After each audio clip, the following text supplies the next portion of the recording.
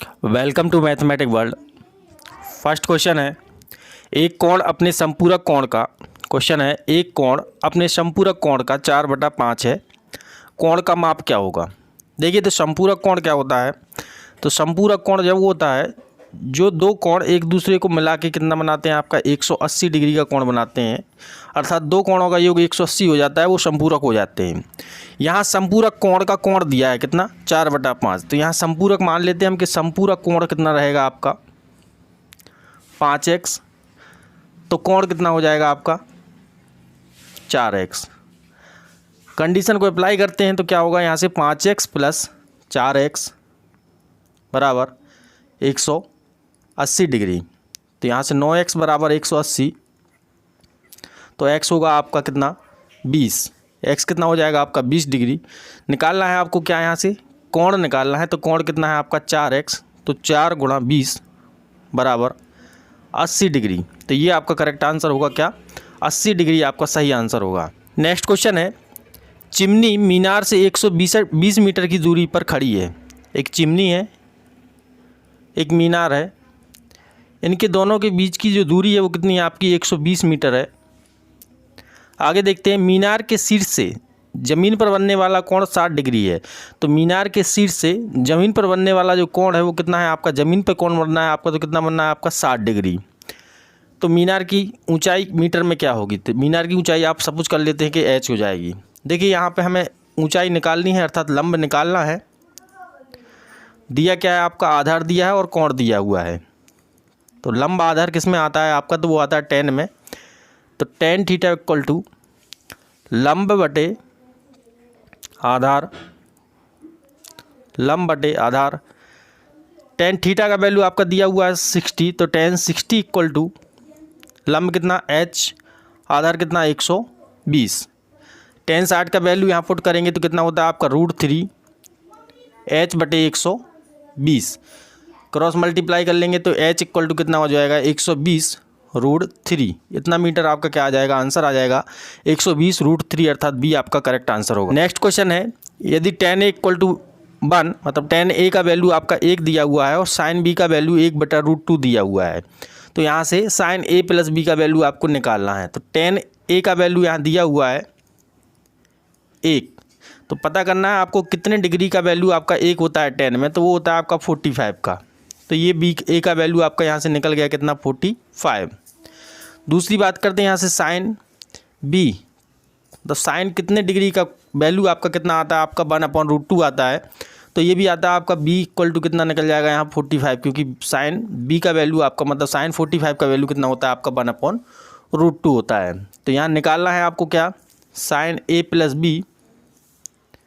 तो a और b का वैल्यू यहाँ पुट कर लेते तो क्या रहेगा, यहाँ से sin 45 + 45 मतलब कितना हो जाएगा यहाँ से sin 90, sin 90। sin 90 का वैल्यू कितना होता है आपका 1 होता है, तो करेक्ट आंसर रहेगा आपका 1। नेक्स्ट क्वेश्चन है, किसी संख्या को 144 से विभाजित किया जाने पर शेषफल 21 प्राप्त होता है। यदि उसी संख्या को 12 से विभाजित किया जाए तो शेषफल क्या होगा, ये ज्ञात करना है आपको। तो देखिए, यहाँ से प्रथम भाजक जो रहा आपका 144, द्वितीय भाजक जो रहा आपका वो रहा आपका कितना 12 है।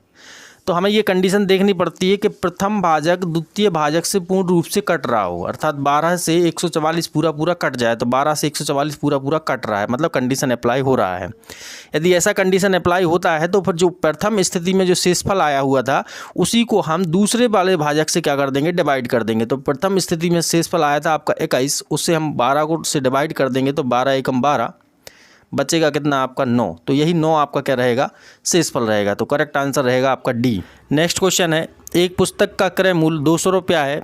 एक स्टोर ने उसे 12.5% का लाभ कमाकर एक लड़के को बेच दिया। फिर लड़के ने क्या किया कि लड़के ने इसे 20% की हानि पर एक आदमी को बेच दिया। आदमी ने इसके लिए कितना भुगतान किया होगा, ये आपको ज्ञात करना है।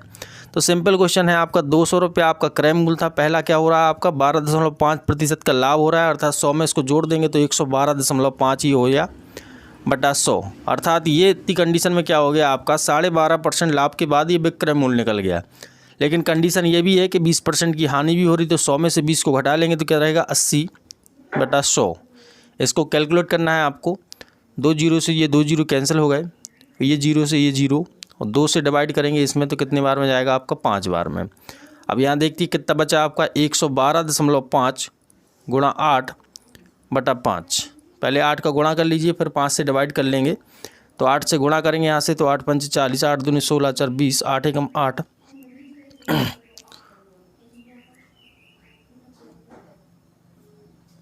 ये हो गया आपका गुणा करने के साथ।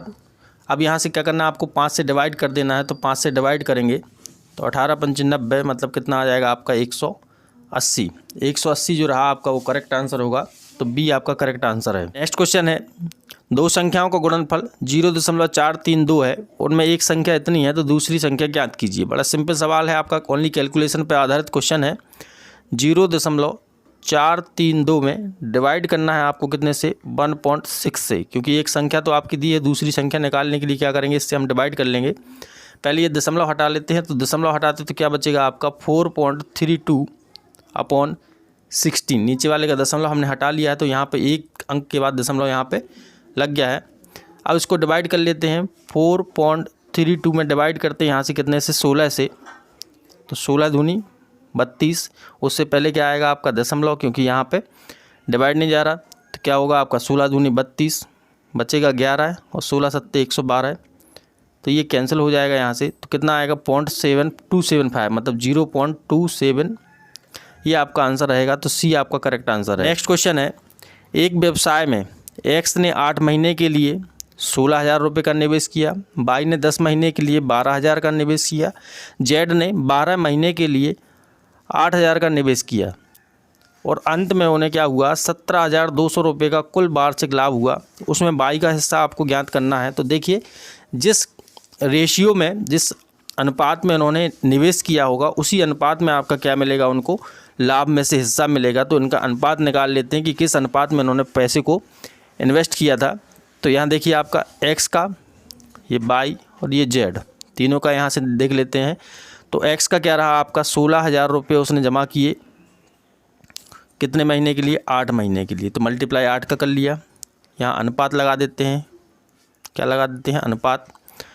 दूसरा क्या है आपका, बाई का है, तो बाई ने कितने किए, 12,000 रुपये, कितने महीने के लिए, 10 महीने के लिए, फिर अनुपात। दूसरा है जेड का, तो जेड का कितना है आपका, 8,000 रुपये 12 महीने के लिए। देखिए यहाँ कैलकुलेट कर लेते, 3 जीरो इसके कट जाएंगे, 3 इसके कट जाएंगे, 3 इसके कट जाएंगे, बचेगा क्या यहाँ से 16 गुणा 8 अनुपात 12 गुणा 10 अनुपात 8 गुणा 12। देखिए यहाँ से और थोड़ा कैलकुलेट कर लेते हैं, यहाँ से तो 4 से यहाँ से कैंसिल कर लेते हैं, तो 4 दूनी 8, 4 तिया 12 और 4 तिया 12, तो बचेगा क्या 16 दूनी 32 रेशियो 10 तिया 30 रेशियो 8 तिया 24। अभी ये थोड़ा और कैलकुलेट किया जा सकता है, तो 200 और कैलकुलेट कर लेते हैं, तो कितना रहेगा आपका 16 15 12, मतलब इस रेशियो में इन्होंने क्या किया हुआ था, पैसा इन्वेस्ट किया था। तो इसी रेशियो में इनका क्या हो जाएगा, आपका भुगतान हो जाएगा लास्ट में लाभ का। तो देखिए टोटल कितना हो रहा है आपका 16 15 31 31 10 41 और 2 43 43 हो गया इनका कुल रेशियो, अर्थात जो भी होगा वो 43 होगा। 43 के अकॉर्डिंग यहाँ से डिवाइड कर लिया जाएगा। तो डिवाइड कर लेते हैं, यहाँ से क्या रहेगा, बाई का हिस्सा निकालना था, जो हमारा रेशियो अभी निकला था वो कितना था 16 15 और 12 है। इसके अकॉर्डिंग बाई का हिस्सा निकालना है 17,200 में से क्या रहेगा 15, बाई यही रहा आपका 15, बटे में कितना आएगा आपका 43 से ये कैंसिल कर लेते हैं, कितने बार में चला जाएगा आपका 4 बार में, अर्थात कितना निकला 400 मल्टीप्लाई बाई 15, 400 गुणा 15, इनका गुणा कर लिए 15 चौके 60, अर्थात कितना आ जाएगा यहाँ से 6,000, मतलब पूरा 6,000 रुपया क्या मिलेगा इसको, बाई का हिस्सा होगा, बाकी एक्स और जेड का होगा। नेक्स्ट क्वेश्चन है, बेटी की शादी के समय माता पिता और बेटी की औसत आयु 34 है, मतलब 3 सदस्य हैं, माता पिता और बेटी, कितना है 3 सदस्यों का औसत कितना दिया हुआ है आपका 34, इनका गुणा कर लेते तो कितना हो गया आपका 102।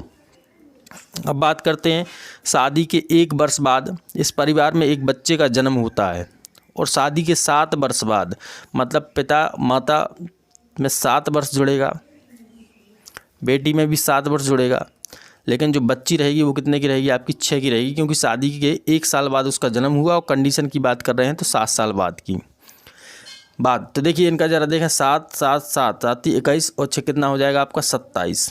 यदि यहाँ से देखा जाए कि 3 सदस्य तो पुराने थे, एक नया हो गया, अर्थात ये 4 सदस्य हो गए। इन 4 सदस्यों का कुल योग हो गया आयु का 129। लेकिन वो कह रहे हैं कि परिवार के सदस्य की औसत आयु 35 हो जाती है। कितने लोगों की, 5 लोगों की। 5 लोगों कहाँ से आए, तो उसमें एक दूल्हा भी शामिल हो गया आपका। तो 5 लोगों का कितना बता रहा है आपका 35। तो कैलकुलेट कर लेते हैं यहाँ से, 5 25 5 15 2 17, 175 आ रहा है। तो यहाँ से हम यदि 175 में से 4 लोगों का जो योग था वो घटा लेंगे तो दूल्हे के आयु यहाँ से निकल जाएगा। तो 175 माइनस 129, इसको घटा लेते हैं, कितना रहेगा, ये 6 3 हो जाएगा, तो कितना आ जाएगा आपका 46। मतलब इस समय दूल्हे की आयु कितनी है आपकी 46 है। लेकिन उन्होंने पूछा है शादी के समय क्या थी, तो शादी कब हुई थी, शादी हुई थी 7 वर्ष पहले। 7 वर्ष पहले मतलब 46 में से 7 को घटा लेंगे तो कितना आ जाएगा आपका 39, मतलब 39। तो ये करेक्ट आंसर रहेगा आपका बी। नेक्स्ट क्वेश्चन है, j प्लस के 25 है, मतलब j प्लस के, इसका वैल्यू आपका 25 दिया हुआ है, और j गुणा के कितना दिया है आपका 150 दिया है। सिंपल है क्वेश्चन, यहाँ पे मल्टीप्लाई है और यहाँ पे प्लस है, अर्थात 150 को ऐसे तोड़ना है कि उनको जोड़ने पे कितना आना चाहिए आपका 25 आना चाहिए। ये सिंपल तरीका है इसका करने का। तो 150 को तोड़ेंगे तो क्या होगा आपका 15 गुणा 10 150 हो जाएगा, और 15 प्लस 10 कितना हो जाएगा आपका 25 हो जाएगा। सिंपल है।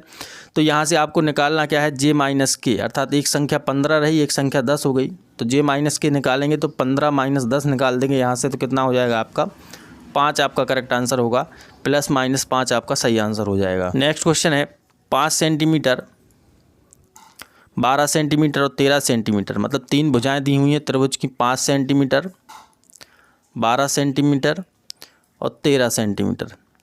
देखिए क्या ये तीनों संख्याएं पाइथागोरस को फॉलो कर रही हैं या नहीं कर रही हैं, तो बिल्कुल कर रही हैं। 5 का स्क्वायर करेंगे तो 25 होगा, 12 का करेंगे तो 144 हो जाएगा, और 13 का करेंगे तो 169 हो जाएगा। इन दोनों का टोटल जो है इसके बराबर है, अर्थात ये पाइथागोरस को फॉलो कर रही हैं। इस कंडीशन में देखा जाए तो ये आपका कर्ण होगा, 13 क्या होगा आपका कर्ण होगा, क्योंकि सबसे लंबी भुजा क्या होती है, कर्ण होती है। तो अब यहाँ से क्षेत्रफल निकालेंगे तो 1/2, ये आधार मान लेते हैं, इसको लंब मान लेते हैं, तो 5 गुणा 12, 2 से इसको कैलकुलेट करेंगे 6 बार में, तो क्या होगा आपका 5 गुणा 6 बराबर कितना आ जाएगा आपका 30 आपका करेक्ट आंसर होगा। 30 वर्ग सेंटीमीटर आपका सही आंसर होगा। यदि ये पाइथागोरस को फॉलो नहीं कर रहे होते तो क्या करते, फिर हम हीरो का फॉर्मूला अप्लाई करते, तब जाके उसका आंसर निकल जाता। नेक्स्ट क्वेश्चन है, किसी आयत की लंबाई चौड़ाई के बीच अंतर कितना है, 14 सेंटीमीटर। सिंपल सी बात है कि लंबाई L और चौड़ाई B, इनका जो अंतर दिया हुआ है वो कितना है आपका 14 सेंटीमीटर, तथा इसका क्षेत्रफल कितना है 95। क्षेत्रफल में क्या होता है आपका लंबाई गुणा चौड़ाई, जो कि कितना दिया है आपका 95 सेंटीमीटर स्क्वायर। देखिए अब वही कंडीशन फिर से अप्लाई होगी कि यहाँ गुणा करने पे 95 आना चाहिए और घटाने पे कितना आना चाहिए, 14 आना चाहिए। तो देखिए तोड़िए 95 को, तो 95 को तो एक ही तरीके से तोड़ा जा सकता है, 19 गुणा 5, तो 19 माइनस 5 करेंगे जैसे ही आप, तो कितना आ जाएगा आपका 14 आ जाएगा। तो यहाँ पूछ रहे थे चौड़ाई ज्ञात कीजिए, तो चौड़ाई क्या होगी, छोटी वाली भुजा होगी, अर्थात 5 क्या हो जाएगा आपका चौड़ाई हो जाएगी, तो 5 सेंटीमीटर आपका करेक्ट आंसर है। नेक्स्ट क्वेश्चन है, एक्स और वाई की आमदनी 5:4 के अनुपात में है, उनका खर्च 9:7 के अनुपात में है। दोनों आखिरी में क्या बताते हैं, 1,000 रुपये बचाते हैं। एक्स की आमदनी आपको ज्ञात करनी है।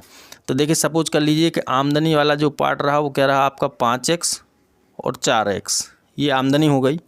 यहाँ से खर्चे के बारे में बात करें तो अलग अनुपात है, तो अलग बना लेंगे इसको, तो क्या होगा आपका 9y और 7y। ज़रा इनका निकाल लेते हैं क्या कि बचत कितनी आती है, तो ये थी आय, उसमें से आपने क्या कर लिया, यहाँ से 9y को घटा लिया, तो ये हो जाएगा आपका 1,000। दूसरा है आपका क्या 4x माइनस 7y बराबर 1,000। क्या चाहिए यहाँ से, x की आमदनी चाहिए आपको, तो x की आमदनी चाहिए, अर्थात जो x है आपका उसकी आमदनी चाहिए आपको। तो x की आमदनी कितनी है आपकी 5x है, तो अर्थात x की वैल्यू निकाल के यहाँ पुट कर लेंगे। तो देखिए पहले y को यहाँ ख़त्म करते हैं, तो y को ख़त्म करने के लिए इसमें 7 का गुणा कर लेते हैं, इसमें 9 का गुणा कर लेते हैं, जिससे कि y वाला पोर्शन क्या हो जाएगा, इक्वल हो जाएगा। 7 से करते हैं तो कितना होगा आपका 35x। y वाला पोर्शन तो ख़त्म हो जाने वाला है, उसको नहीं लिखते हैं, तो ये कितना हो जाएगा आपका 7000। 9 से गुणा करेंगे तो ये हो जाएगा 36x, और ये हो जाएगा यहाँ से 9000। दोनों को घटा रहे थे तो x बराबर कितना निकल जाएगा आपका 2000। x का वैल्यू कितना निकल जाएगा आपका 2000। हमें चाहिए थी x की आमदनी, तो यहाँ पुट कर लेंगे, तो 2000 गुणा 5 तो कितना हो जाएगा आपका 10,000। तो बी आपका करेक्ट आंसर होगा 10,000 रुपये। नेक्स्ट क्वेश्चन है, एक कार को 30 दिनों में कर सकता है। देखिए ए जो कर रहा है वो कितने में कर रहा है आपका 30 दिन में, बी उसी काम को 40 दिन में कर सकता है, लेकिन सी की मदद से भी कार को 10 दिन में पूरा कर सकते हैं। अर्थात तीनों मिलके ए, बी और सी तीनों मिलके यदि काम को करते हैं तो 10 दिन में कर सकते हैं। इनका एलसीएम ले लेते, कितना आएगा आपका 4 × 12 120। 30 से डिवाइड करेंगे तो ये 4 बार में जाएगा, 40 से करेंगे तो 3 बार में जाएगा, 10 से करेंगे तो 12 बार में जाएगा। ये निकल गया यहाँ से 1 डे वर्क, एक दिन का काम इनका निकल गया। अर्थात कहा जाए तो ये क्षमता इनकी निकल गई। ए की क्षमता 4 है, बी की 3 है, तो यहाँ सी की निकालनी पड़ेगी। तो ए बी को ऐड करते तो कितना हो जाएगा 7, और सी वाले में से ए बी सी वाले में से घटा लेते हैं तो 12 - 7 = कितना हो जाएगा 5। ये निकल गई सी की क्षमता। अब हमें सी से पूरा काम कराना, पूरा काम कितना था आपका 120, तो यहाँ से 5 से हम डिवाइड कर लेंगे, 5 दूनी 10, 5 चौको 20, अर्थात कितना आ जाएगा आपका 24। तो सी अकेला क्या करेगा यहाँ से 24 दिन में काम को ख़त्म कर देगा। नेक्स्ट क्वेश्चन है, 10% वार्षिक साधारण ब्याज की दर से, देखिए 10% का वार्षिक ब्याज लग रहा है दर से 24 मार्च 2012 से 10 अक्टूबर 2012 के इनमें दिनों को शामिल किया गया है तक का जो ब्याज आपको है वो ज्ञात करना है। यदि मूलधन कितना है आपका 3285 है। तो देखिए यहाँ पे वार्षिक ब्याज तो दिया हुआ है, लेकिन जो टाइम दिया है वो किस में दिया है आपका डेज़ के अकॉर्डिंग दिया हुआ है। तो देखिए 24 मार्च से लेके 10 अक्टूबर के दिनों को काउंट कर लेते हैं। 24 मार्च इन दिनों को भी सम्मिलित किया गया है, ऐसा इन्होंने लिखा है। तो 24 मार्च के महीने में कितने रहेंगे आपके, तो मार्च के महीने में 8 हो जाएंगे, मार्च के महीने में 8 हो जाएंगे, क्योंकि 23 से काउंट करना पड़ेगा। तो 23 और 8 कितना हो जाएगा आपका 31। मार्च के बाद अप्रैल के बारे में बात करते तो अप्रैल 30 का हो जाएगा, मई आपका 31 का, जून 30 का, जुलाई आपका 31 का, अगस्त आपका 31 का, सितंबर आपका 30 का, और अक्टूबर में कितने दिन शामिल किए जा रहे हैं आपके 10 दिन शामिल किए जा रहे हैं। जरा इनका टोटल कर लेते हैं, कितना टोटल बनता है। देखिए 1 2 3 8 3 11 है, यहाँ से लेकर आएगी तो कितना हो जाएगा 2 3 5 3 8 3 11 3 14 3 17 3 20, अर्थात कितना हो जाएगा 201 दिन इनका क्या हो जाएगा टोटल डेज निकल जाएंगे कि इतने दिनों का हमें क्या निकालना है, यहाँ से ब्याज निकाल के देना है। तो निकाल लेते हैं यहाँ से 3285 गुणा 10% का ब्याज था, और समय कितना है आपका 201। ये दिन में है, इसको साल में बदलने के लिए 365 से क्या कर देंगे आप डिवाइड कर देंगे, और जो आपका इंटरेस्ट निकालने के लिए 100 नीचे अप्लाई होता है वो अप्लाई कर दिए। इसी को आपको कैलकुलेट कर लेना है कि ये कितना निकल रहा है। जब आप इसको कैलकुलेट करोगे तो ये आएगा आपका कितना 180.9। तो बी आपका करेक्ट आंसर रहेगा। 350 का 58% आपको ज्ञात करना है। तो बिल्कुल सिंपल क्वेश्चन है, 350 का 58% आपको निकाल देना है, सिंपल रहेगा। 1 0 से 1 0 कैंसिल कर लेते हैं, बाकी आप रहने दीजिए। 35 गुणा 58 का आप क्या कर लेंगे, यहाँ से मल्टीप्लाई कर लेते हैं। 8 5 40, 8 3 24 और 4 28, 5 से 5 25, 5 3 15 और 17, कितना आ जाएगा 0, 8 5 13, 7 2 9 1 10, और ये हो जाएगा 2030 बटा में कितना था आपका 10 से आप ये क्या करेंगे 1 0 कैंसिल कर लेंगे तो कितना आ जाएगा आपका 203 आपका करेक्ट आंसर होगा। तो ए आपका करेक्ट आंसर रहेगा। नेक्स्ट क्वेश्चन है, पानी और स्कॉच के मिश्रण में पानी और स्कॉच का अनुपात 4:1 है, और दूसरे में पानी और स्कॉच का अनुपात कितना है 3:1 है। तो ये रहा आपका 4:1 और ये रहा आपका 3:1। 1:2 के अनुपात में इनको मिलाना है, और फिर बाद में पानी और स्कॉच का अनुपात आपको ज्ञात करना है। तो पहले इनकी वैल्यू देख लेते। तो ये 4 है, ये 1 है, तो ये कितना हो गया इसका 5 लीटर, और ये कितना है आपका 4 लीटर। तो इस तरीके से देखा जाए इक्वल वैल्यू बनाते हैं। तो 4 का गुणा कर लेते हैं इसमें, तो कितना हो जाएगा 16:4, मतलब कितना हो जाएगा ये 20। इसको भी करते 5 से, तो 15:5, ये भी कितना हो जाएगा आपका 20। अब इनको मिलाया जाना है आपको, इसको 1 अनुपात में तो इसमें 1 का गुणा कर लेते हैं, इसमें 2 अनुपात में तो इसमें 2 का गुणा कर लेते हैं। करिए ज़रा, तो कितना हो जाएगा 16:4 और ये हो जाएगा आपका 30:10। टोटल कर लेते तो कितना हो जाएगा आपका 46:10, 4 14। कैलकुलेट कर लेते इसको तो कितना हो जाएगा आपका 23:7, जो कि आपका करेक्ट आंसर रहेगा 23:7, अर्थात बी आपका करेक्ट आंसर होगा। क्वेश्चन है, लालू और बालू की आयु 1:2 के अनुपात में है। 7 साल बाद उनकी आयु का अनुपात 3:7 हो जाता है। तो सिंपल है यहाँ से कि लालू जो रहेगा आपका x मान लेते हैं, बालू को कितना मान लेते हैं 2x मान लेते हैं। इसमें 7 साल बाद की कंडीशन कह रहे थे, अर्थात x + 7 हो जाएगा, ये लालू रहा, और 2x + 7 हो जाएगा, ये बालू रहा, जो कि अनुपात कितना हो जाएगा आपका 3:5। क्रॉस मल्टीप्लाई कर लीजिए तो कितना होगा आपका 5x + 35 बराबर 6x + 21। देखिए सब्ट्रैक्ट कर लीजिए एक साइड ले जाके, तो 5x में से ये जाके 6x में से 5x घटेगा तो कितना बचेगा, x बचेगा, और 35 में से 21 जाएगा तो कितना बचेगा आपका 14 बचेगा। x का वैल्यू आपका 14 आ जाएगा। बड़े व्यक्ति की आयु पूछ रहे हैं, बड़ा कितना था आपका 2x, तो 14 × 2 मतलब कितना हो जाएगा आपका 28। तो डी आपका करेक्ट आंसर होगा। नेक्स्ट क्वेश्चन है, यदि किसी छात्र को एक परीक्षा में उत्तीर्ण करने के लिए 34% अंक की आवश्यकता है तो 40 में से उत्तीर्ण अंक कितने होंगे। 40 में से निकालना है, अर्थात 40 का 34% आपको निकाल के देना है। तो 40 × 34/100 ये रहेगा। 1 0 से 1 0 कैंसिल कर लेते, 4 चौके 16, 4 तिये 12, 1 13 बटे में कितने 10, अर्थात कितना आ जाएगा 13.6 आपका करेक्ट आंसर होगा। तो डी आपका करेक्ट आंसर है। नेक्स्ट क्वेश्चन है, एक खिलौने के मूल में पहले 30% की वृद्धि की जाती है, फिर 20% की कमी कर दी जाती है। यदि खिलौने का मूल अभी 312 रुपये है तो खिलौने का वास्तविक मूल्य क्या होगा। देखिए सिंपल है कि यहाँ पे आपका प्रारंभिक क्रय मूल्य नहीं दिया है, लास्ट का विक्रय मूल्य दिया है। तो सिंपल है, लास्ट क्वेश्चन जो आपने किया था स्टार्टिंग में उसी के अकॉर्डिंग ये क्वेश्चन है। तो सिंपल रहेगा यहाँ से 312 गुणा कितना होगा आपका 30% का क्या हो रहा है, पहले वृद्धि किया जा रहा है, तो क्या होगा आपका 100/130। इसको पलटा के लिखा है क्योंकि ये आपका क्रय मूल्य नहीं है, क्या है ये विक्रय मूल्य है। दूसरी चीज़ क्या कर रहा है, 20% की कमी कर दी जाती है, अर्थात 100/20% की कमी मतलब 100 में से 20 को यहाँ घटा लिया तो कितना आएगा आपका 80।